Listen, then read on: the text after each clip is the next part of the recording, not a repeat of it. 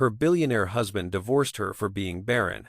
She returns as the only surgeon who could save him with her triplets. Hi viewers, don't scroll past this. Your heart led you here for a reason. Beautiful souls, I'm Mr. Daniel, and this isn't just a channel, it's your family. Today's story might be exactly what your soul needed to hear. If you feel the calling, comment, "I'm ready, Mrs. Daniel," and let's begin this journey together. Your one comment keeps our family's heartbeat alive. Don't just watch, become part of something greater. Now let me tell you about a woman named Marlene Thompson. The most powerful billionaire in New York lay dying in a hospital bed. His heart was failing. His time was running out. And the only surgeon in the entire country who could save him was the black woman he had thrown away like garbage 12 years ago. But when Dr. Marlene Thompson walked into that hospital room, she wasn't alone. 3 12-year-old children stood beside her. And every single one of them had his eyes. Vincent Castellano hadn't just divorced his wife for being barren. He had abandoned the mother of his children, triplets he never knew existed. And now, those same children held the key to saving not just his life, but his dying mother's. What would you do if the man who destroyed you suddenly needed you to survive? Have you ever been thrown away by someone who swore they loved you? Have you ever been told you weren't enough, that you were worthless? Marlene Thompson heard those exact words on her 5th wedding anniversary, in front of 50 people, from the man she had given everything to. They called her barren. They called her a waste of a Castellano legacy. They called her nothing. But what happens when that same woman becomes the only person standing between her ex-husband and death? What happens when the mother-in-law who destroyed her marriage now needs Marlene's children to survive? If you've ever wanted to see karma delivered on a silver platter, subscribe right now, because this story will restore your faith in justice. Hit that subscribe button before we go any further. Turn on notifications, because you don't want to miss a single second of what's about to happen. To understand why this moment matters so much, we need to go back 12 years. Back to a charity gala in Manhattan, where a billionaire first laid eyes on the woman he would one day beg to save his life. Back to the night everything changed. Back to a love story that became a war. And back to a woman who rose from the ashes of everything they tried to burn. This is the story of Marlene Thompson, the woman they called worthless, the wife they threw away, the mother they never knew existed, and the surgeon who would hold their hearts in her hands. Are you ready? Let's begin. He saw her across a room full of diamonds and designer gowns. And for the first time in Vincent Castellano's 49 years of wealth and privilege, money meant nothing. Manhattan's Metropolitan Museum of Art sparkled with old money and older secrets that night in October 2015. Crystal chandeliers hung like frozen waterfalls above 300 of New York's most powerful people. Senators laughed with hedge fund managers. Socialites air-kissed between sips of champagne that cost more than most people's rent. Vincent Castellano owned half of Brooklyn's waterfront. His family name sat on buildings, hospitals, and university wings across the eastern seaboard. He had dated supermodels. He had dined with presidents. He had grown bored of beautiful women who wanted nothing more than his last name and his credit cards. Then he heard her laugh. Marlene Thompson stood near the silent auction table, deep in conversation with a gray-haired hospital administrator about healthcare access in underserved communities. She wore a borrowed dress, simple, black, elegant in a way that didn't try too hard. Her college roommate had dragged her to this gala as a +1, and Marlene had spent most of the evening feeling completely out of place. She didn't know who Vincent Castellano was. She didn't recognize his face from magazine covers or business journals. When he walked over and interrupted her conversation, she looked at him like he was just another man in an expensive suit. That look destroyed him. The chandelier light caught the amber undertones of her brown skin as she laughed at something he said. Vincent felt something crack open in his chest. A door he'd kept locked for 30 years. A hunger he didn't know he still had. They talked for 2 hours. About healthcare, about growing up without privilege, about the difference between charity and justice. Marlene challenged every assumption he made. She didn't soften her opinions to impress him. She didn't flutter her eyelashes, or touch his arm, or do any of the things women usually did when they learned who he was. She treated him like a regular person. By the time the orchestra started playing, Vincent couldn't remember the last time he had wanted anything this badly. Have you ever locked eyes with someone and known your whole life was about to change? Drop a comment if you've felt that lightning strike moment, that feeling of before and after. He asked her to dance. She hesitated. Something in her gut told her this man was dangerous, not physically, something deeper, something that could rearrange her entire future if she let it. She let it. His hand pressed against the small of her back as they moved across the dance floor. The heat of his palm burned through the fabric of her dress. He leaned close, his lips brushing her ear as he asked her name. She told him. He repeated it like he was memorizing a prayer. From across the ballroom, Diana Castellano watched her son fall in love for the first time in his life. The old woman's champagne glass paused halfway to her lips. Her eyes narrowed, her jaw tightened. Diana had spent 50 years protecting the Castellano legacy from outsiders, gold diggers, and women who weren't worthy of her son. She had chased away actresses, models, and heiresses who didn't meet her standards. But this one, this black woman in a borrowed dress who had Vincent laughing like a teenager, this one was different. This one was dangerous. Diana could see it in her son's eyes. He wasn't just attracted to this woman. He was already lost. When the gala ended, Vincent walked Marlene to her taxi. He asked for her phone number. She gave it to him. He asked if he could see her again. She said yes. And just as the cab door closed between them, his mother's voice cut through the cool Manhattan air like a blade. "She's not one of us, Vincent. End this before it begins." Vincent turned to face his mother. For the first time in his life, he didn't immediately agree with her. "You don't know anything about her," he said. "I know enough." Diana's smile didn't reach her eyes. "She's a distraction. A phase. You'll forget her by Christmas." But Vincent was already gone. Already planning their next date. Already dreaming about the way she had looked at him like he was worth more than his money. He just didn't know yet that Diana would spend the next 6 years making sure Marlene paid for capturing her son's heart. He didn't know that his mother had already started making calls. And he didn't know that the woman he had just fallen for was about to walk into a war she couldn't see coming. The society pages called it a fairy tale. The Castellano family called it a funeral. 8 months. That's all it took for Vincent Castellano to propose to Marlene Thompson. 8 months of late-night phone calls and weekend trips and falling so deeply in love that he couldn't imagine his life without her. He proposed on the rooftop of his Manhattan penthouse, with the entire skyline glittering behind him. He got down on one knee. He said words he had never said to any woman. He meant every single one of them. Marlene said yes. And that's when Diana Castellano declared war. The wedding invitations to Marlene's family somehow got lost in the mail. 3 times. The venue Diana had personally selected double-booked itself 2 weeks before the ceremony. The caterer mysteriously canceled. The florist delivered the wrong flowers. Every time something went wrong, Diana offered the perfect solution. A better venue, a more exclusive caterer, an upgrade that just happened to erase another piece of Marlene's input from her own wedding. By the time Marlene walked down the aisle, the ceremony belonged to Diana, not to her. Have you ever walked into a family that made you feel like an outsider? Like no matter what you did, you'd never truly belong? Tell me your story in the comments. 400 guests filled the Castellano estate in Connecticut that June afternoon. White roses lined the path to the altar. A string quartet played music that cost more than Marlene's childhood home. Marlene's mother flew in from Atlanta with tears in her eyes and trembling hands. She had never seen anything like this. The wealth, the grandeur, the way these people looked at her daughter like she was a curiosity instead of a bride. "Are you sure about this, baby?" her mother whispered before they walked down the aisle. Marlene squeezed her hand. "I love him, Mama. That's all that matters." But as she walked toward Vincent, Marlene felt the weight of 400 stares on her back. She saw the tight smiles, the raised eyebrows, the way the older women whispered behind their programs. She saw Diana Castellano in the front row, wearing cream instead of any other color. A choice that wasn't accidental. A message that wasn't subtle. Marlene walked down an aisle lined with white roses and old money. Each step carried her further from everything familiar, deeper into a world that had already decided she didn't belong.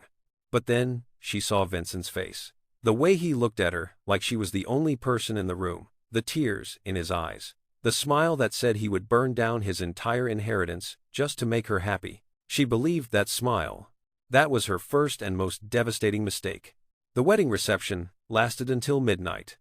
Marlene danced with her new husband under a canopy of fairy lights, while his family watched with champagne glasses and cold eyes. Later that night, in the Vineyard guest house, where they would spend their first hours as husband and wife, Vincent undressed her slowly, worshipfully. Like she was something precious he had waited his entire life to hold. "I don't care what anyone thinks," he breathed against her collarbone. "You're mine now. Nothing else matters." His hands traced the curve of her waist, his lips followed the line of her throat. He made love to her like a man making promises with his body. "Forever, always, only you." Marlene gave herself to him completely. Every doubt, every fear, every warning sign she had noticed in the months leading up to this moment. She let it all go. Because she loved him, and she believed he loved her. She believed him completely. The next morning, they flew to Positano for their honeymoon. Marlene was still glowing from the night before when she opened her carry-on bag to find her book. Instead, she found a note. The handwriting was elegant, feminine, cold. "Enjoy this while it lasts. I give it 2 years before he sees what you really are." No signature. But Marlene knew who had written it. She crumpled the note in her fist. Her heart pounded against her ribs. Her eyes stung with tears she refused to let fall. She should have shown Vincent. She should have demanded answers. She should have drawn a line in the sand right there on that airplane and forced him to choose. But she was too in love to see the war that had already begun, too hopeful to believe that his mother would actually try to destroy her. So she threw the note away. She put on a smile. She held her husband's hand as the plane lifted off toward Italy. And she never said a word. Looking back, Marlene would realize that silence was the beginning of the end. That note was Diana's declaration of war, and Marlene had responded by pretending the war didn't exist. She wouldn't make that mistake again. But by the time she learned to fight back, there would be almost nothing left to save. For 5 years, Marlene bled for a family that was slowly bleeding her dry, and she didn't even know the knife was already in her back. The first 2 years of marriage were beautiful. Vincent couldn't get enough of her. They traveled together. They laughed together. They built a life that looked perfect from the outside. But Diana was patient. She knew that time was her greatest weapon. The first miscarriage happened in year 2.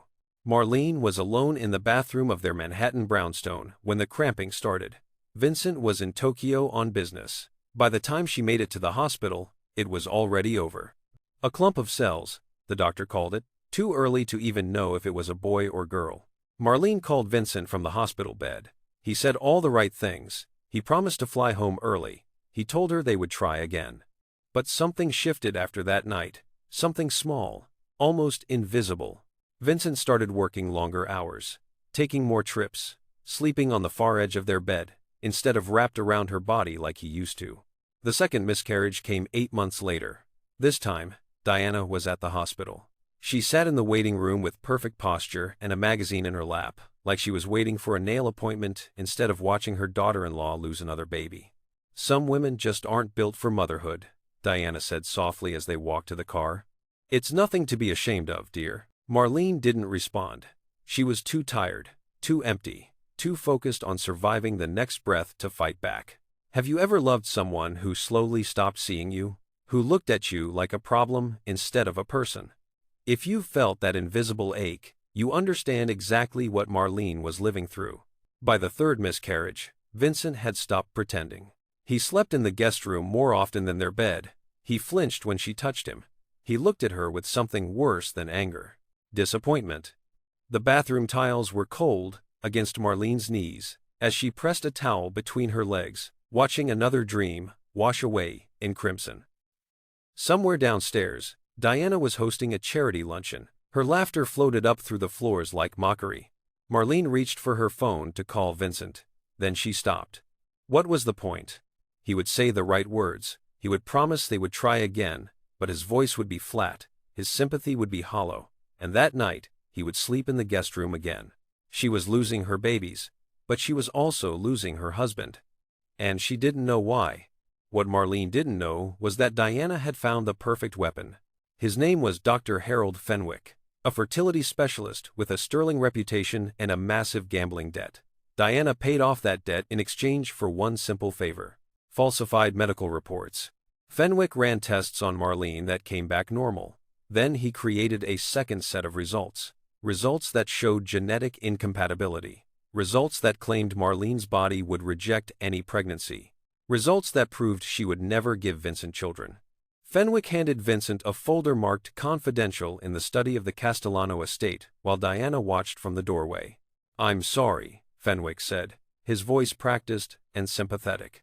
"She will never give you children. It's a genetic defect. There's nothing anyone can do." Vincent stared at the folder. His jaw tightened, his hands trembled. He didn't question the results. He didn't ask for a second opinion. He didn't call Marlene to tell her what he'd learned. He just sat there in the darkness of his mother's study, watching his dreams of a family turn to ash. What Vincent didn't see was his mother's hand on Fenwick's shoulder. The small nod of satisfaction. The smile that flickered across Diana's face before she composed herself. He didn't see the check for $200,000 that had cleared that morning. The lie was complete, wrapped in medical jargon and official letterhead, packaged to look like science instead of sabotage. Now all that remained was the execution. And Diana had been planning that for 5 years. She would wait for the perfect moment, the perfect stage, the perfect audience to witness her final victory. That moment would come on Vincent and Marlene's 5th wedding anniversary. And it would destroy everything. She wore red that night because it was their anniversary. By midnight, red would be the color of everything she lost. Marlene spent 3 hours getting ready for the dinner at the Castellano, Connecticut estate. She curled her hair. She chose her best dress. She wrapped the anniversary gift she had bought for Vincent, a vintage watch she had saved for months to afford. She still believed things could get better. She still believed he loved her. She still believed. The dining room glittered with crystal and candlelight when Marlene arrived. 50 members of the Castellano family filled the long mahogany table. Aunts and uncles and cousins who had never bothered to learn her name sat in their usual seats, champagne glasses in hand. Diana sat at the head of the table, wearing midnight blue silk and a smile that didn't reach her eyes. Vincent's seat was empty.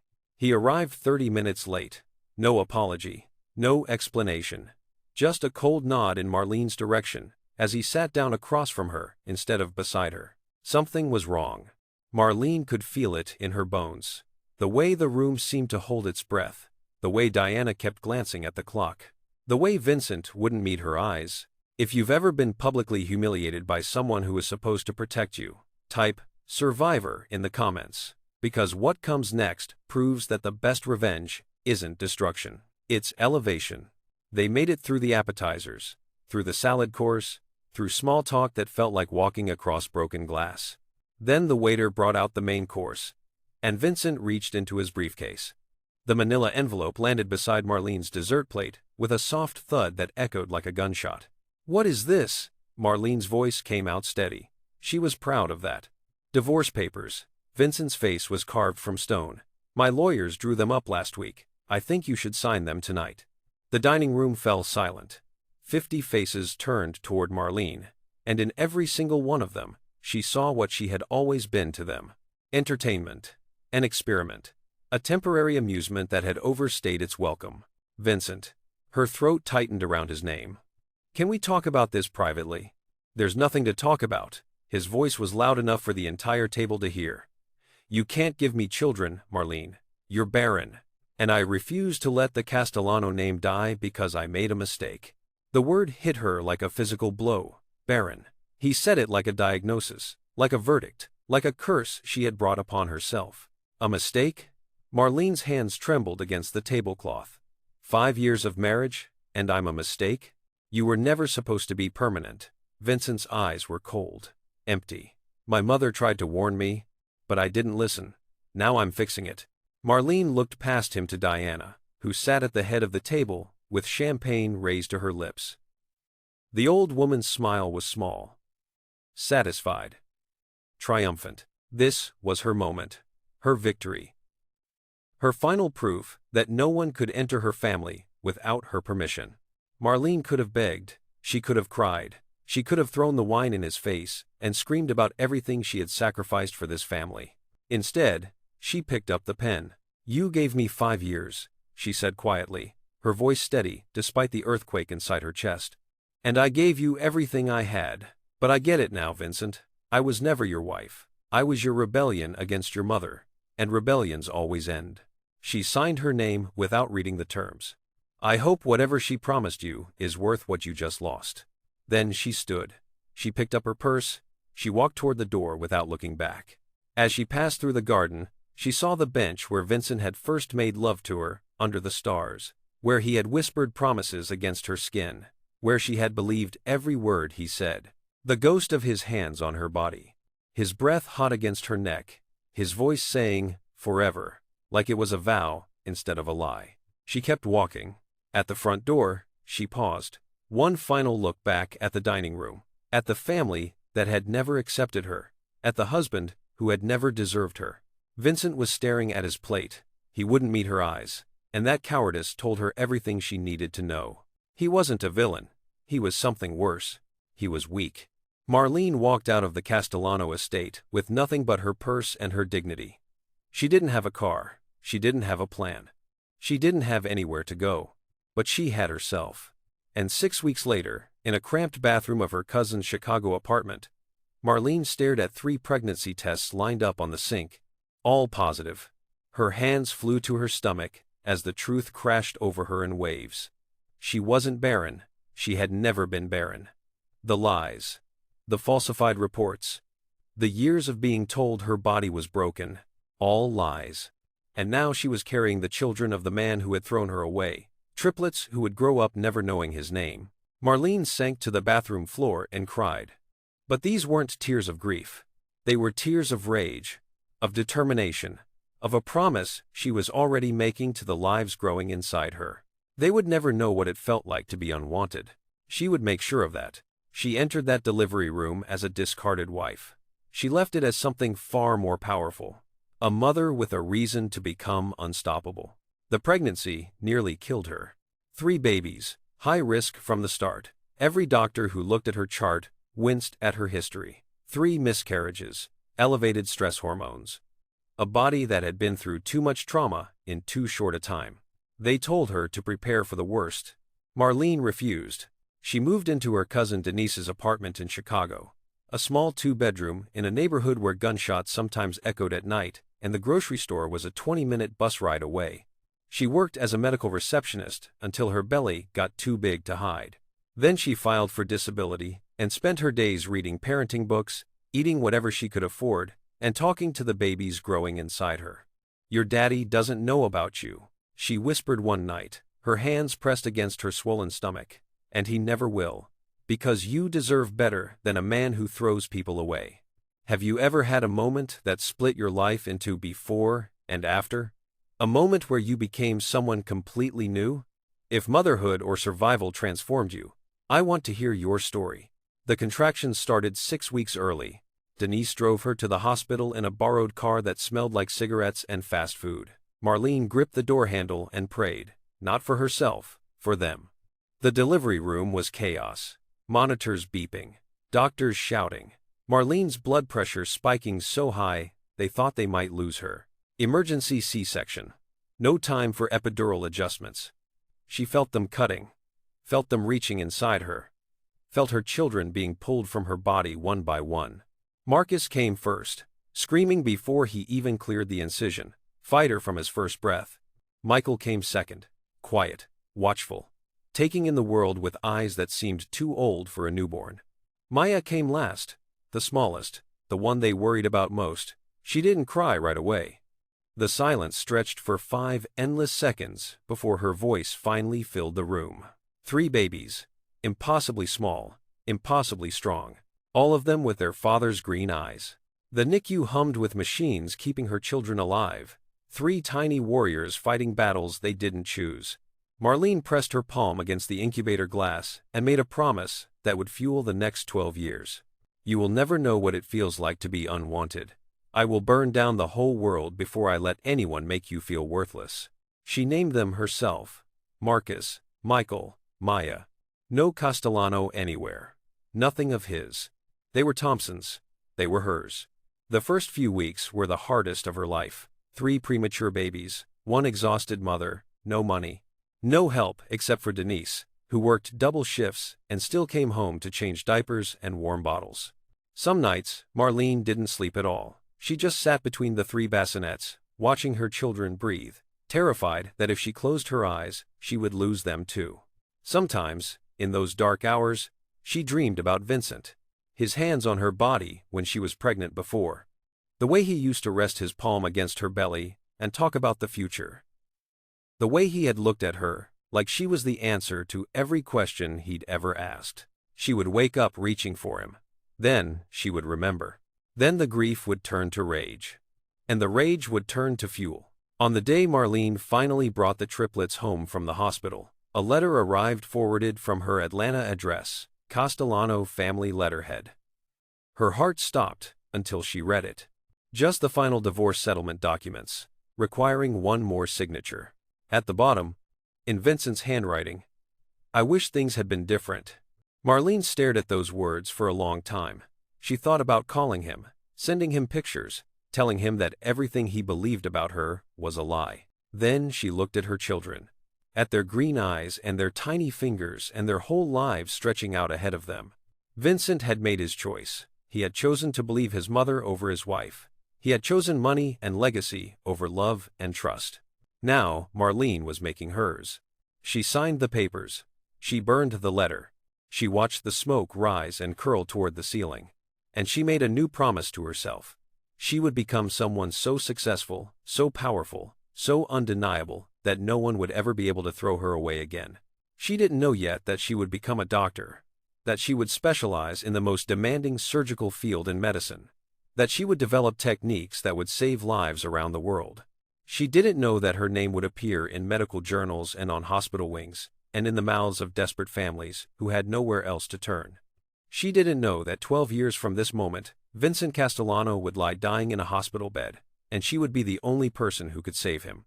All she knew, standing in that tiny Chicago apartment with 3 newborns and $0, and a future that looked impossible, was this: she was done being worthless. She was done being thrown away. From this moment forward, she would be the one who decided her value. And God help anyone who tried to take that from her again. The next time Vincent Castellano would hear the name Marlene Thompson, she would be holding his heart in her hands. Literally. "My beautiful family, my wife challenged me that I can't get 1,000 subscribers, but I want you to prove her wrong by clicking the subscribe button." While Vincent Castellano was building his empire taller, Marlene Thompson was building something he could never buy: the skills to hold his heart in her hands. The first year after the divorce was about survival, diapers and formula and sleepless nights that blurred into sleepless weeks. Marlene worked as a medical receptionist during the day and studied for the MCAT at night. Textbooks propped against the kitchen table, while 3 babies slept in second-hand cribs. People told her she was crazy, a single mother of triplets trying to get into medical school, with no money, no support, no backup plan. Marlene didn't listen. She applied to 12 schools, got rejected from 11. The 12th, a small program in Chicago, took a chance on a woman whose application essay made the admissions committee cry. Medical school with 3 toddlers was impossible. Marlene did it anyway. She studied with babies on her lap. She memorized anatomy while cooking dinner. She took exams on 2 hours of sleep and still scored in the top 10% of her class. If you could fast forward 12 years and see yourself transformed into someone powerful, what would that person look like? Subscribe and comment your vision, because Marlene's transformation is about to collide with everything she left behind. By the time the triplets started kindergarten, Marlene had earned her medical degree with honors. By the time they started middle school, she had completed her surgical residency. 80-hour weeks, 36-hour shifts, 3 children in after-school programs and summer camps paid for with credit cards and prayers. She chose the hardest specialty in medicine: cardiothoracic surgery, the field where mistakes meant death and perfection meant survival. The field where only the best could compete. Marlene wasn't just good, she was exceptional. The surgical theater became her sanctuary, a place where bloodlines and society pages meant nothing, where only skill determined worth. Her hands, the same hands Vincent once held across candlelit dinners, now held human hearts and decided who lived and who died. By year 10, She had developed a revolutionary technique for repairing damaged coronary arteries. Medical journals published her research. Hospitals flew her in for consultations. She gave TED Talks about resilience and second chances that made audiences weep. Dr. Marlene Thompson. The name appeared on awards and certificates, and the lips of grateful families across the country. The triplets grew up watching their mother become legendary. Marcus became serious and protective. The oldest by 4 minutes, he carried that responsibility like a weight on his shoulders. He asked questions about their father that Marlene always deflected. He started researching on his own when he was 10, gathering information like ammunition for a war he didn't fully understand yet. Michael became the charmer. Athletic and easygoing, he smoothed over every conflict with a joke or a smile. He was the peacemaker, the one who made everyone feel comfortable, the one who pretended not to notice when his brother disappeared into the computer room for hours. Maya became her mother's mirror, brilliant and fierce, with a tongue sharp enough to draw blood. She had Marlene's determination and her father's eyes, a combination that would devastate anyone who underestimated her. Together, they were a family of 4 against the world. And then Kendrick Cole walked into Marlene's life. He was a neurosurgeon, tall, confident, the kind of handsome that made nurses stutter and patients request him specifically. He had been pursuing Marlene for 3 years, with a patience that bordered on obsession. Their chemistry during surgeries was undeniable. Hands brushing across patients, eyes meeting over sterile fields. The tension of 2 brilliant minds, working in perfect sync. One night, after a successful 20-hour operation that saved a teenager's life, Kendrick found Marlene alone in the scrub room. Her hands were still shaking from the adrenaline. Her eyes were wet with exhausted tears. He stepped closer, close enough that she could smell his cologne through the antiseptic. "You were incredible in there," he said softly. "I was just doing my job." "No." His hand lifted toward her face, stopping just before touching her cheek. "You were magnificent." The air between them crackled. Marlene felt her body lean toward him against her will, felt her lips part slightly, felt 12 years of loneliness screaming at her to just let go. She pulled back. "I don't know if I'll ever trust anyone like that again," she whispered. Kendrick didn't flinch, didn't argue, just nodded slowly and said 5 words that changed everything. "I'm not going anywhere, Marlene." She didn't believe him. Not yet. But something in her chest cracked open just a little. A door she thought she had welded shut. On the triplets' 12th birthday, Marlene came home from the hospital to find Marcus waiting for her at the kitchen table. His face was pale. His hands were shaking. In front of him sat a folder he had been hiding for 2 years. Inside, printed articles, financial records, photographs. A timeline of destruction he had pieced together from public records and internet searches. His voice shook as he said the words that would shatter everything. "Mom, I found him. I know who our father is, and I know what he did to you." Marlene's heart stopped. Her mouth opened to respond. Before she could say a single word, her hospital pager erupted with a code she had never seen before. Priority transfer request. A patient being airlifted from New York. She looked at the screen. The name glowed like a curse. Castellano, Vincent. The universe, it seemed, had a brutal sense of timing. 12 years of running, 12 years of building, 12 years of becoming someone new. And now the past was being delivered directly to her operating table. When the call came, she had exactly 3 seconds to decide. Save the man who destroyed her, or let fate finish what karma started. The chief of surgery at Mount Sinai Hospital in New York had a voice like gravel and a reputation for never wasting time. He didn't waste any now. "Dr. Thompson, I'm calling about a patient with an anomalous coronary artery and critical stenosis. He needs the Thompson procedure. You're the only surgeon within the surgical window who can perform it." Marlene's hand gripped the phone so hard her knuckles turned white. She already knew the name. She had seen it on her pager, but hearing it spoken out loud made it real. "Who is the patient?" "Vincent Castellano, real estate billionaire. His family has donated heavily to this hospital for decades. He collapsed during a board meeting 3 days ago. Without surgery, he has maybe 48 hours. The surgical calendar on Marlene's office wall blurred. The name she had spent 12 years burning out of her vocabulary was now being spoken by strangers who expected her to save him. "Can anyone else do it?" she whispered. "Dr. Thompson, you're not just the best option, You're the only option within the surgical window. The other 6 surgeons qualified for this procedure are either overseas or unavailable. If you say no, he dies. What would you do? Comment, save him, or let him suffer, and be honest. No judgment here. This is the impossible choice Marlene has to make. She should have said no immediately. Conflict of interest, personal history, 1,000 professional reasons to refuse. Instead, she said she would call back within the hour. Then she hung up and stared at the wall until her vision went dark at the edges. Kendrick found her in the hospital chapel 30 minutes later. She was sitting in the back pew, her hands folded in her lap, her eyes fixed on the stained glass window, without seeing it.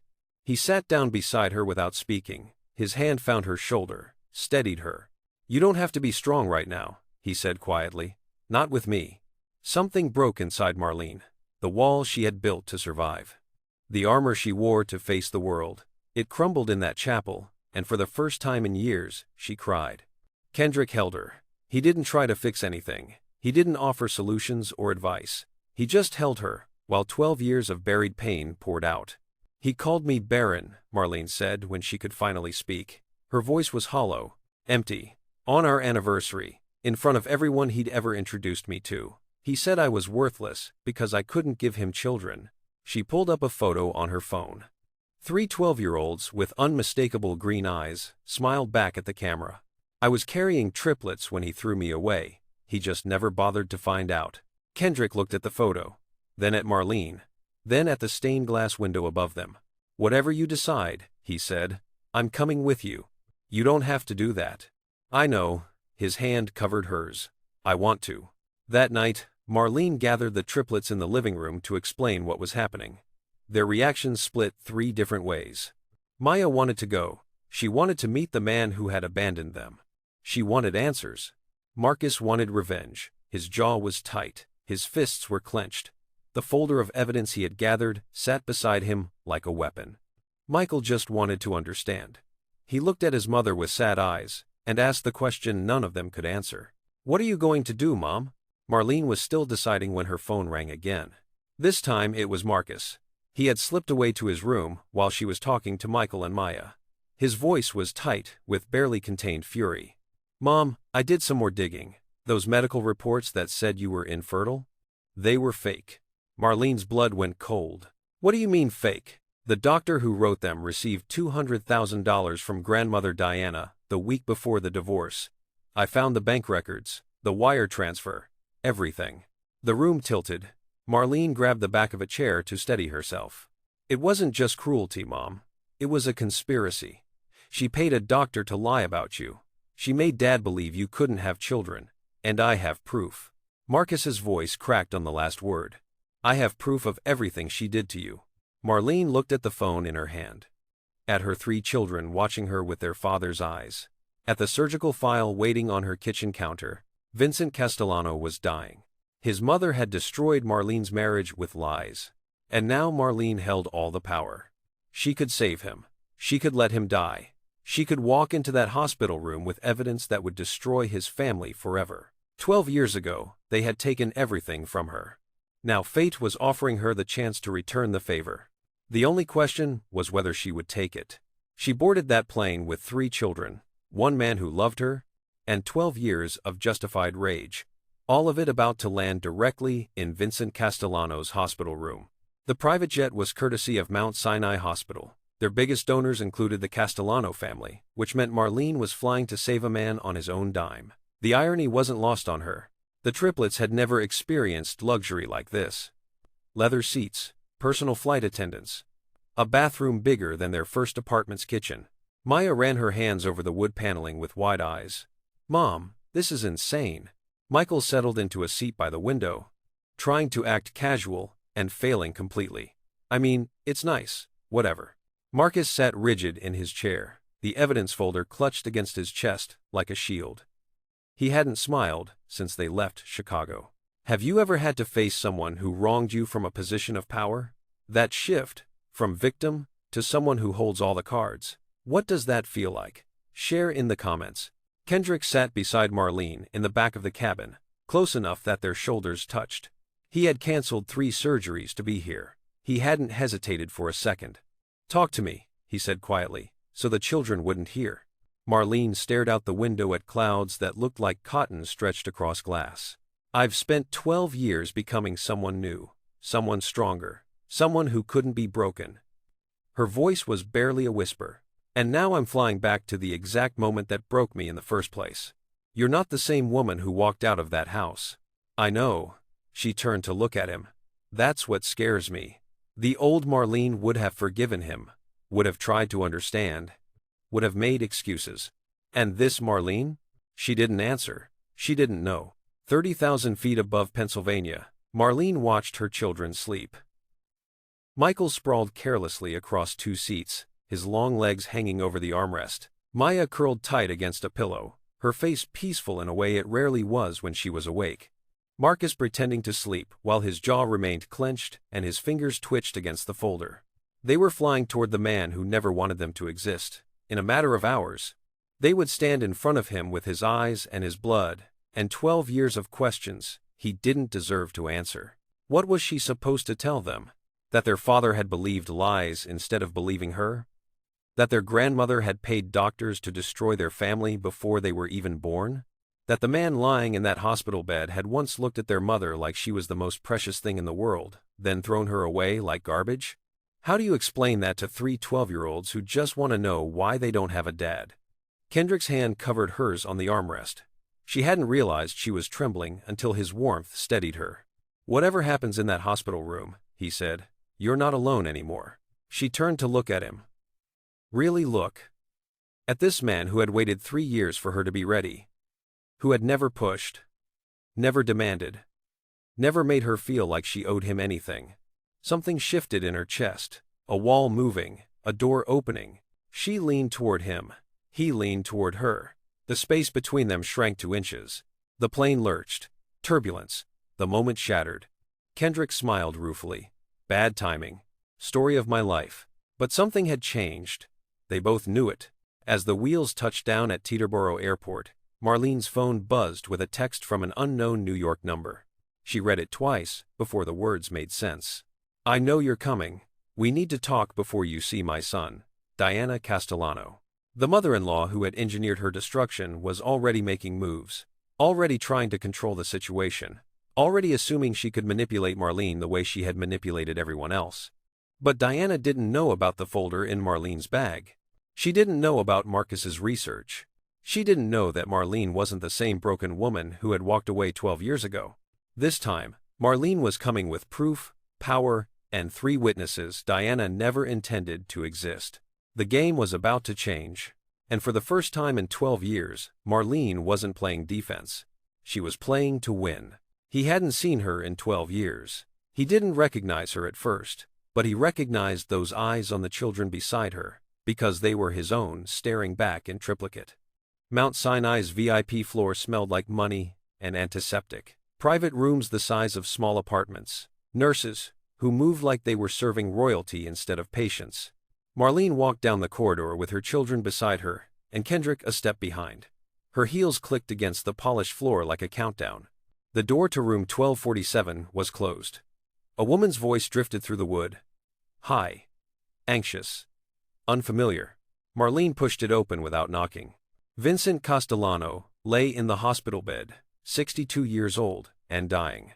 His skin had a gray tint that Marlene recognized from hundreds of cardiac patients. His eyes were closed. Machines beeped and hummed around him like a mechanical choir. Standing by the window was a woman Marlene had never seen before. 34, maybe 35. Blonde. Beautiful in the polished way that required money and maintenance. A diamond engagement ring the size of a small country glittered on her left hand. Bianca DuPont, Vincent's fiancée.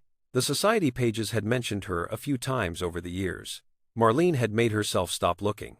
If you were Bianca in that moment, watching your future unravel because of lies you never knew existed, what would you do? Stay or walk away? Comment below. Bianca looked up first. Her eyes moved from Marlene to the 3 children, confusion creasing her perfect forehead. "I'm sorry, this is a private room. Family only." "I am family," Marlene said calmly. "I'm his ex-wife." The words hit Bianca like a physical blow. Her mouth opened, closed, opened again. Then Vincent's eyes fluttered open. He looked at Marlene first. Something flickered across his face. Recognition, fighting through medication fog. His lips moved, forming her name without sound. Then his gaze shifted to the children, and everything changed. Marcus stood rigid, his jaw tight, his father's eyes burning with 12 years of abandonment. Michael hung back slightly, uncertain, trying to read the room the way he always did. Maya stepped forward without fear, staring at the man in the bed like she was memorizing every detail. Vincent's heart monitor screamed, his pulse spiked. The machines around him erupted in alarm. "No," he whispered. "No, that's not possible." Vincent Castellano, who had once commanded boardrooms with a glance, shrank into his hospital pillows as 3 children approached his bed with his exact shade of green in their eyes. His fiancée stood frozen by the window, her diamond catching the light as her fairy tale crumbled in real time. And Marlene stood at the foot of his bed like a resurrection, like a reckoning, like everything he had thrown away come back to judge him. "You're still so beautiful," Vincent breathed, his voice cracking. Bianca made a small sound, pain, jealousy, the realization that he had never looked at her that way. Marlene's composure cracked for just 1 second. One flicker of the woman she used to be, the woman who had loved this man with everything she had. Then she hardened again. "Vincent." Her voice was steady as a surgical blade. "Do you still think I'm worthless now?" The heart monitor screamed louder. A nurse rushed in, checked the machines, injected something into his IV. Vincent's hand reached toward the triplets, shaking, desperate. "They're mine?" His voice broke on the words. "They're really mine?" "They were always yours," Marlene replied. "You just never deserved to know." Before anyone could speak again, the door opened. A wheelchair rolled in, pushed by a private nurse. The woman sitting in it was a shadow of herself. 78 years old. Hollowed out by disease, her designer clothes hung on her frame like they belonged to someone else. Diana Castellano stared at the triplets with an expression Marlene had never seen on her face before. Pure, devastating terror. "Oh God," Diana whispered. They're real, and I—" Her voice broke into a cough that shook her whole body. The kind of cough that came from lungs that were failing. The nurse stepped forward and handed Marlene a medical chart. Diana's oncology report. Bone marrow failure. Critical need for transplant. National Registry search complete. Only 3 compatible donors in the entire database. Donor matches: Marcus Thompson, Michael Thompson, Maya Thompson. The woman who had destroyed Marlene's marriage now needed Marlene's children to survive. Marlene looked at Diana, at Vincent, at her 3 children staring at the grandmother who had erased them from existence before they were even born. The power in this room had shifted completely, and Marlene was just getting started. Diana Castellano had spent 12 years believing her greatest sin was buried forever. She was about to learn that some graves don't stay closed. Marlene sent the triplets to the hospital cafeteria with Kendrick. This conversation wasn't for children. Not yet, maybe not ever. She closed the door to Vincent's room and turned to face the 2 people who had destroyed her life, the man in the bed and the woman in the wheelchair. Mother and son, united in betrayal, about to learn what that betrayal had cost. If you believe in karma, type "Justice is coming" in the comments. Because what happens next will test everything you believe about forgiveness. 12 years ago, Marlene began, her voice steady. You told your son I was barren. You showed him medical reports. You had a doctor explain that I would never give him children. Vincent's face contorted. The reports were real. Dr. Fenwick showed me the results himself. Dr. Fenwick. Marlene pulled Marcus's folder from her bag. Let me tell you about Dr. Fenwick. She spread the documents across Vincent's hospital bed like evidence in a murder trial. Because, in a way, that's exactly what they were. Bank records, wire transfers, emails recovered from deleted accounts. $200,000, Marlene said, pointing to a highlighted line. Transferred from an account in Diana's name to Harold Fenwick's gambling debt account. 1 week before your anniversary dinner. 1 week before you called me worthless, in front of your entire family. Vincent's hand trembled as he picked up the document. His eyes scanned it. Once, twice, 3 times. Mother? His voice was barely a whisper. Diana said nothing. Her fingers gripped the arms of her wheelchair until her knuckles turned white. But that's not all. Marlene's voice hardened. Marcus found more. Your son, Vincent. The son you never knew existed. He found what your mother really did. She pulled out another document. Pharmaceutical records. Prescription logs. The fertility supplements Diana gave me during our marriage. The vitamins she insisted would help me get pregnant. Marlene's hands shook despite herself. They weren't supplements. They were stress hormones. Cortisol derivatives. The kind that increase miscarriage rates by 80%. The room went silent. Vincent stared at the documents. Then at his mother. The miscarriages, Marlene whispered, her voice cracking for the first time. Those babies I lost. You didn't just lie about my fertility, Diana. You made sure I would lose them. The medical reports scattered across Vincent's hospital bed like evidence in a murder trial. 3 lives that almost weren't. A marriage executed by lies. Diana's hands trembled as her son read each document, as the truth she had buried for over a decade clawed its way into the light. I was protecting our family, Diana said finally. Her voice was thin, reedy. Nothing like the commanding tone Marlene remembered. She wasn't one of us. She would have diluted everything we built. You killed my children. Vincent's voice rose to a roar. You murdered your own grandchildren before they were even born. I was protecting the legacy. What legacy? Vincent screamed. His monitors erupted. Alarms shrieked. I have 3 children I never knew. 3 grandchildren you tried to erase. What legacy is worth that? He tried to sit up. His body convulsed. The machines around him went haywire. A medical team burst through the door.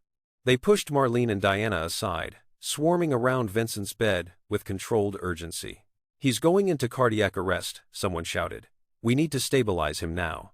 Marlene backed away, the evidence folder pressed against her chest.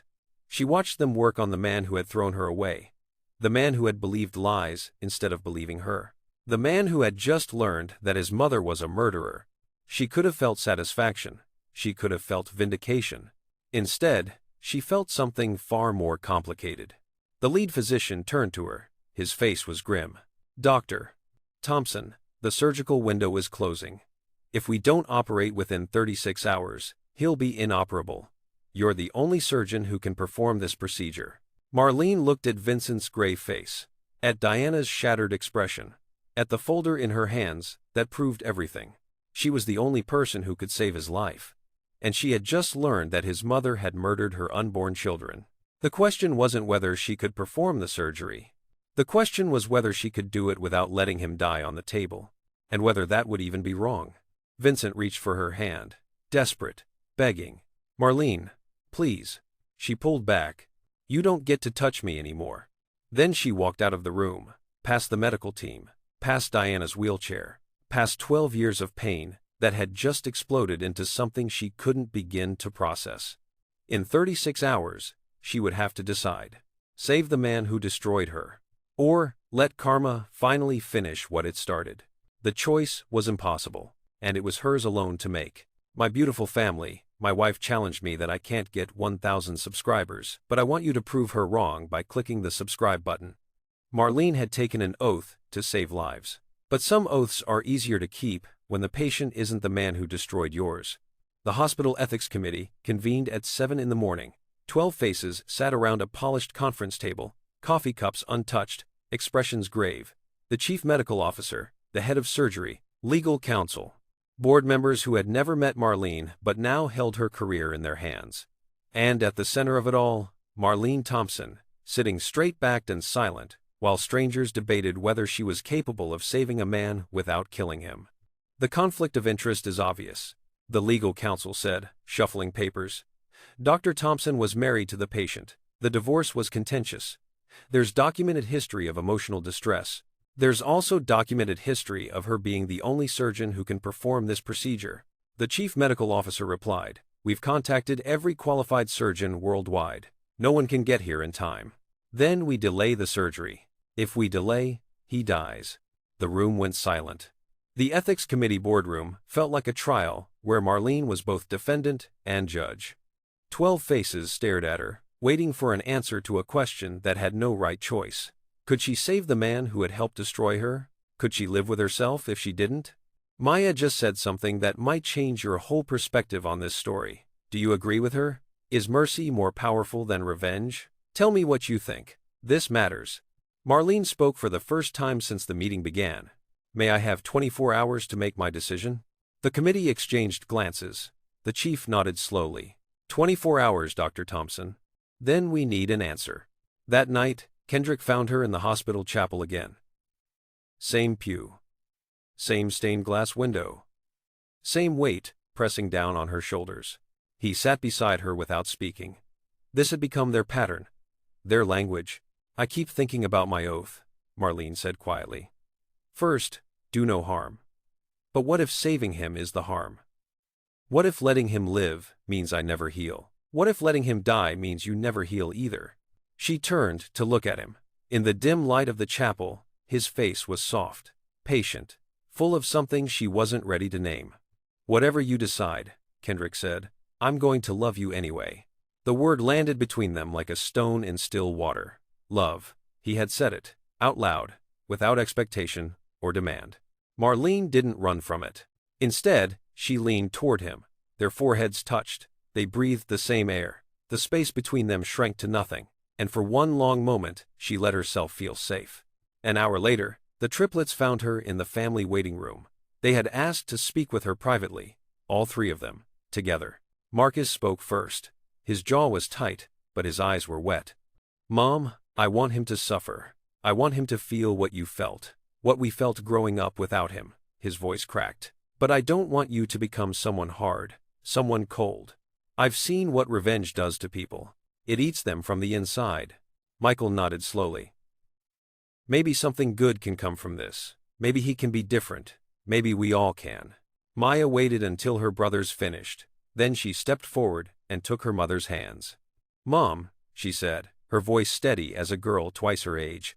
You told us that you'd burn down the world before letting anyone make us feel worthless. But you also taught us that who we are matters more than what's done to us. She paused, choosing her words carefully. If you let him die because of what he did, you become someone different. And I don't want a different mother. I want you. Marlene stared at her daughter, at this fierce, brilliant girl who had somehow become wise beyond her years. If he dies, Maya continued, we never get answers. We never get closure. We just have ghosts. Forever. The triplets waited for their mother's response. Marlene pulled all three of them into her arms and held them until she could breathe again. At 3:47 a.m., she walked into Vincent's room. He was awake. His eyes were fixed on the door like he had been waiting for her verdict since she left. I'm going to operate, she said quietly. The relief that flooded his face almost broke her. Almost. But first, she continued, you're going to look at our children and tell them why you never looked for me, why you believed lies instead of believing the woman you married. You're going to give them every answer they deserve. Vincent nodded desperately. Anything. I'll tell them anything. Marlene leaned close. Close enough that her lips nearly brushed his ear. Close enough that he could smell her perfume and remember everything he had lost. And Vincent, if you lie to them even once, I will know. She pulled back just enough to meet his eyes. And my hands will be inside your chest. She left him alone in the darkness, his heart monitor beeping a rhythm that matched his terror. Tomorrow, she would save his life. Tonight, she would decide what kind of woman she wanted to be. He had 36 hours to live, and he was spending them trying to earn forgiveness from children he never knew existed. Children who had every reason to hate him. Marcus went first. He stood over his father's hospital bed, like a prosecutor, delivering a verdict. 12 years of fatherless nights and unanswered questions burned in his throat. You threw away my mother like trash, Marcus said, his voice shaking. You called her worthless in front of your whole family. You let your mother destroy her, and you never once tried to find out if you were wrong. Vincent didn't defend himself. He didn't explain. He didn't make excuses. He simply said, I'm sorry, I'm so sorry, and I know that's not enough. It will never be enough. Marcus stared at him for a long moment. Then he turned and walked out without another word. Michael went second. He sat in the chair beside Vincent's bed, his long legs stretched out, his expression unreadable. Did you ever love her? Michael asked quietly. Or was she just something you wanted to prove you could have? Vincent's eyes filled with tears. I loved her more than anything I'd ever known. That's what made it so easy for my mother to destroy us. She knew if she could make me doubt your mother, I would break completely. That's not an excuse. I know. Vincent's voice cracked. There is no excuse. There's only regret. And I have 12 years of it. Michael nodded slowly. Then he stood and walked out, pausing at the door. I hope you get the chance to prove you mean that. Maya went last. She didn't stand over him like Marcus, or sit beside him like Michael. She pulled a chair to the foot of his bed, and studied him like a scientist examining a specimen. I used to dream about having a father, she said finally. Other kids would talk about their dads, and I would make up stories. Tell them you were a spy, or an astronaut, or dead. Vincent flinched. Dead was easier than the truth, Maya continued. The truth was that you existed somewhere and just didn't want us. I didn't know you existed. Would it have mattered? The question hung in the air like smoke. Vincent reached for something on his bedside table. A manila folder, different from the evidence Marcus had gathered. After the divorce, Vincent said slowly, I hired investigators to find your mother. 3 different firms over 5 years. Every time they got close, the trail went cold. I was told she had moved overseas, changed her name, disappeared. He handed Maya the folder. I found out later that my mother intercepted every investigator, paid them off or threatened them. She made sure I would never find Marlene. His voice broke, but I looked. I need you to know that. I looked for her every day, for 5 years. Maya opened the folder. Investigation reports, receipts, correspondence with private detectives, a paper trail that proved Vincent had tried. You still believe the lies about her, Maya said quietly. Yes. Vincent's tears fell freely now, and that's the sin I'll carry forever. I believed my mother instead of my wife. I let fear and disappointment poison everything we had. He reached for Maya's hand. She didn't pull away. I can't undo what I did, but I can spend whatever time I have left trying to earn the right to know you. Maya looked at him for a long moment. Then she stood, still holding the folder. We'll see, she said, and walked out. Vincent claims he tried to find Marlene. Diana claims she was protecting her son. The triplets are caught in the middle of lies that started before they were born. Whose truth do you believe? Comment your verdict. Marlene watched all 3 conversations from the doorway, unseen. She heard Vincent's regret, his breakdown, his desperate attempts to explain without excusing. After Maya left, Marlene stepped into the room.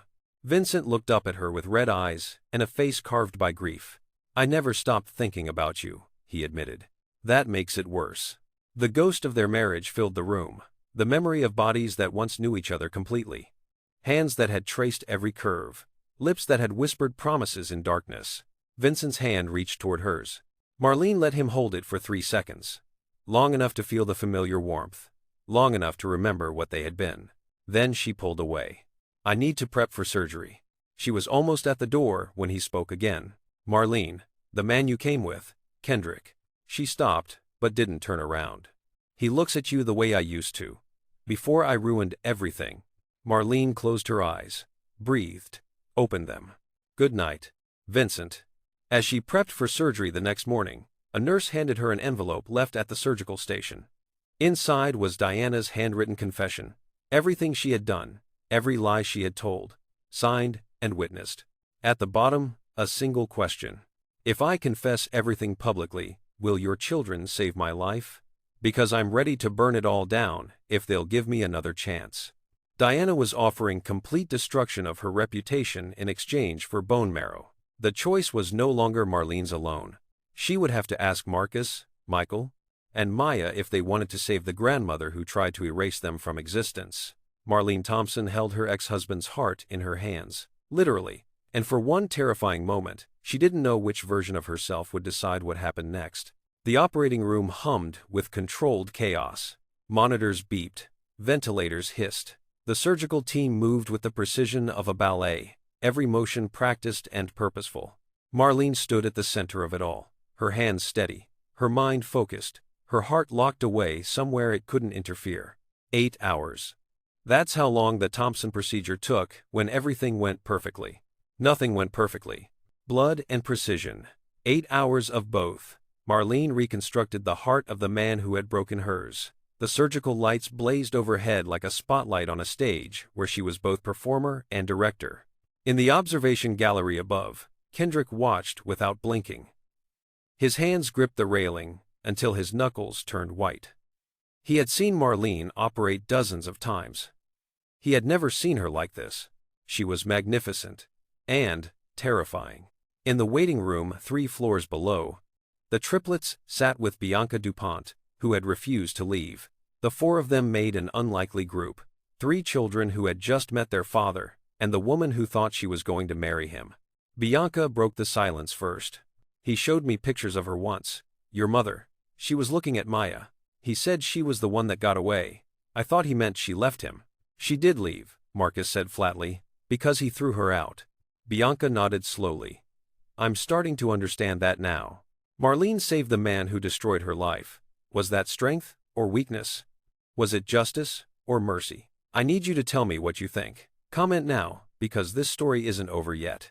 Hour 4. Vincent's heart stopped for the first time. The monitors screamed. The surgical team froze for one terrible second. Marlene's voice cut through the chaos like a blade. Internal paddles. Now. She shocked his heart back to life with her own hands. Watched it flutter, then stabilize, then beat again. The team exhaled. Marlene didn't. She had 6 more inches of artery to repair, 4 more hours of surgery, and a heart that was fighting her every step of the way. Hour 7. His heart stopped again. This time, it didn't want to come back. Marlene stared at the flat line on the monitor, at the heart that lay open before her, at the man who had called her worthless and barren and a waste. She could let him die, right here, right now. Call it a complication. No one would ever know. No one except her. Her voice cut through the chaos again. Not on my table, not today. We're going to save this man's life. The team sprang back into action. Paddles, medications, Marlene's hands working faster than they ever had before. The room didn't know those words were also a promise she was making to herself. Vincent Castellano would not die today. Not because he deserved to live, but because Marlene Thompson refused to become someone who let her pain decide who survived. Hour 8. The final suture. Marlene stepped back from the table. Her scrubs were soaked with sweat. Her hands trembled, for the first time in the entire procedure. Close him up, she said quietly. He's going to make it. The surgical team erupted in exhausted celebration. Someone clapped her on the shoulder. Someone else said something about medical history. Marlene didn't hear any of it. She walked out of the operating room, stripped off her bloody scrubs, and made it to the surgeon's locker room before her legs gave out. Kendrick found her there 10 minutes later, sitting on the bench, staring at nothing, shaking. He didn't say a word. He just pulled her into his arms. Marlene kissed him first. Finally. Completely. Without hesitation or fear. 12 years of walls collapsed in one moment of surrender. She let herself fall into someone who had waited without pushing, who had loved without demanding, who had seen her worth when she couldn't see it herself. When she finally pulled back, Kendrick was smiling. That was worth waiting for. I'm sorry it took so long. I'm not. He brushed a strand of hair from her face. You needed to be ready, and now you are. Marlene found the triplets in the waiting room 20 minutes later. She was still wearing her scrub cap. Dark circles shadowed her eyes. Her voice was hoarse from hours of giving commands. He's alive, she told them. Your father is going to live. Maya was the first to hug her. Then Michael. Marcus held back one moment longer. Then he wrapped his arms around his mother and whispered something only she could hear. You didn't have to save him, but you did. That's why you're our hero, Mom. Not because of what you can do, because of who you are. 3 days later, as Vincent recovered in the ICU, Diana Castellano called a press conference from her hospital bed in the oncology wing. Every major news network was present. Cameras lined the room like soldiers awaiting orders. And in front of those cameras, broadcasting live across the country, Diana Castellano began to speak. 12 years ago, I committed an unforgivable crime against an innocent woman and her children. Today, I'm going to tell you exactly what I did. Marlene watched from the waiting room as her mother-in-law set fire to her own legacy. The only question remaining, would it be enough to earn salvation? Diana Castellano confessed live on national television, and the world watched a dynasty crumble in real time. But the only verdict that mattered was being delivered by three 12-year-olds in a hospital cafeteria. The press conference lasted 47 minutes. Diana admitted everything. The falsified medical reports, the payments to Dr. Fenwick, the stress hormones she had added to Marlene's supplements, the investigators she had paid off to keep Vincent from finding his ex-wife. She named names, showed documents, answered questions with the exhausted honesty of someone who had nothing left to lose. By the time she finished, Castellano Industries stock had dropped 18%. The board of directors was demanding Vincent's resignation. Family members who had smiled at Diana for decades were publicly distancing themselves. Diana Castellano had destroyed everything she spent 50 years building. And she had done it willingly. The triplets could have let Diana die. Nobody would have blamed them. But they chose to save her on their terms. Do you think redemption is possible for someone who did what Diana did? Comment your honest opinion. 3 hours after the press conference, Diana's wheelchair was pushed into the hospital cafeteria, where Marcus, Michael, and Maya waited at a corner table. Marlene stood nearby, watching but not interfering. This was her children's decision, not hers. Marcus slid a document across the table toward his grandmother. "Your shares," he said flatly. "All of them. Into a foundation our mother will direct, for healthcare access, for women who can't afford fertility treatments, for families who get thrown away by people with money." Diana looked at the document, then at the 3 children she had tried to erase before they were born. "And if I sign this? Then we donate the bone marrow," Maya said, "and you get to live. And if I don't?" Marcus leaned forward. "Then you die knowing that your legacy ended because you couldn't give up control." Even at the very end, Diana picked up the pen. Her hand shook, her breath rattled in her failing lungs, but her signature was clear. "I should have seen it sooner," Diana whispered, looking at the triplets who were saving her life. "You have her strength, all 3 of you." She paused, her eyes filled with tears. "Thank God you didn't get mine." The bone marrow procedure happened 2 days later. All 3 triplets donated. The procedure was successful. Diana's survival, which had seemed impossible a week ago, was suddenly within reach. Vincent watched from his recovery room as Marlene checked on Diana post-procedure. Through the glass, he could see Kendrick's hand resting on the small of her back. The easy intimacy of 2 people who belonged together. The realization crushed him slowly and completely. He had lost her. Not just to divorce or distance. He had lost her to a better man. A man who had waited, who had earned her trust, who deserved what Vincent had thrown away. Marlene caught his eye through the glass. She didn't look away, didn't glare, didn't gloat. She just nodded once. Closure, finality, peace. Later that evening, Vincent asked to speak with her privately. "I need to ask you something," he said, "and I need you to be honest." Marlene waited. "Kendrick, do you love him?" The question hung between them, loaded with everything they had been, everything they had lost, every choice that had led them to this moment. Marlene thought about lying, about protecting his feelings, about being kind. Then she thought about Maya's words, about who she wanted to be. "Yes," she said quietly, "I do." Vincent closed his eyes. When he opened them again, they were wet. "Good," he whispered. "That's good. You deserve someone who won't make my mistakes." Marlene reached out and squeezed his hand. Just once, just briefly. "Goodbye, Vincent." She walked out of his room and into the rest of her life. She walked into his life as someone desperate to be worthy of love. She walked out as someone who finally understood she had been worthy all along.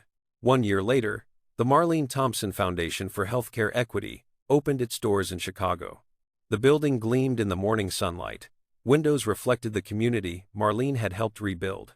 Inside, treatment rooms waited for patients who would never have to choose between their health and their rent. The grand opening drew 300 guests, doctors, politicians, philanthropists, journalists, who wanted to cover the woman whose story had captivated the nation. Marlene stood at the podium, looking out at the crowd. In the front row sat Kendrick, wearing a smile that hadn't left his face since she said yes to his proposal 6 months ago. Beside him were Marcus, Michael, and Maya, dressed in their best clothes, watching their mother with pride that needed no words. In the back row, almost hidden, sat Vincent Castellano. He had stepped down as CEO of his family's company. He worked with the foundation now, quietly, without fanfare or recognition. He was earning back his relationship with his children, one conversation at a time. And in a wheelchair near the side entrance, Diana Castellano watched through eyes that had seen too much, and finally learned to regret it. She had made an anonymous donation of $12 million to the foundation. She spent her remaining days trying to undo the harm she had caused. Marlene cleared her throat and began to speak. 12 years ago, someone told me I was worthless because I couldn't give them what they wanted. They called me barren, they called me a waste, and for a while, I believed them. She paused, her eyes found her children. But here's what I learned. Your worth is never defined by what you can give someone else. It's defined by what you refuse to let them take. The crowd was silent, listening. I refused to let them take my dignity, my drive, my children. And eventually, I refused to let them take my mercy. She touched the engagement ring on her finger. Simple, elegant. Nothing like the ostentatious diamond Vincent had given her years ago. That's what strength looks like. Not revenge, recognition of your own power. Kendrick caught her eye from the front row. He mouthed 3 words, "I love you." She smiled back, the kind of smile that comes from being truly seen. So here's my question for you. What would you have done differently? What part of her journey hit you hardest? Tell me in the comments. And if this story moved you, if it reminded you that your worth was never someone else's to determine, then hit subscribe. Share this with someone who needs to hear it. Because stories like Marlene's don't just entertain, they heal. The ceremony ended with applause, with photographs, with champagne toasts and promises of support. But the moment Marlene would remember forever came later that evening. She stood alone in the empty lobby of her foundation, looking at the plaque near the entrance. The Marlene Thompson Foundation for Healthcare Equity, established to serve those who have been told they are not worth saving. Maya found her there. "Mom, you okay?" Marlene pulled her daughter close. "I'm better than okay. I'm exactly where I'm supposed to be." If you felt something watching this, tap that like button. If you want more stories about strength, justice, and the kind of love that sees your worth, subscribe and turn on notifications. Drop a comment telling me, would you have saved Vincent and Diana? Be honest, and remember what Marlene learned, what I hope you'll carry with you. The best revenge isn't destruction. It's becoming someone they could never break. Marlene Thompson waited every year on her anniversary. Not at a train station. Not for a man who left. She waited at the foundation that bore her name. For the next woman who needed to hear the truth. You were never worthless. They just couldn't afford what you're worth.